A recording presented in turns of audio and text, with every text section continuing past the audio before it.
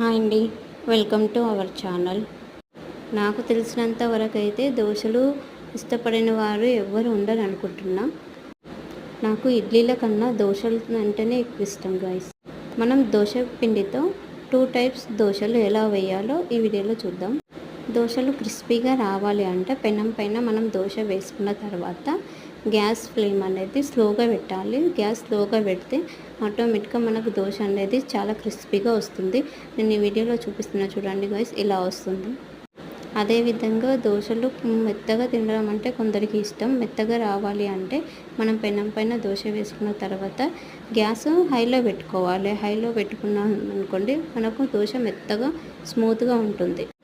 ఒకసారి ఇలా ట్రై చేసి చూడండి, ఎలా వచ్చిందో నాకు కామెంట్ చేయండి గైస్. వీడియో చూస్తున్నారు, సబ్స్క్రైబ్ చేయడం మాత్రం మర్చిపోతున్నారు. నా వీడియోస్ మీకు నచ్చినట్లయితే సబ్స్క్రైబ్ చేయండి గైస్.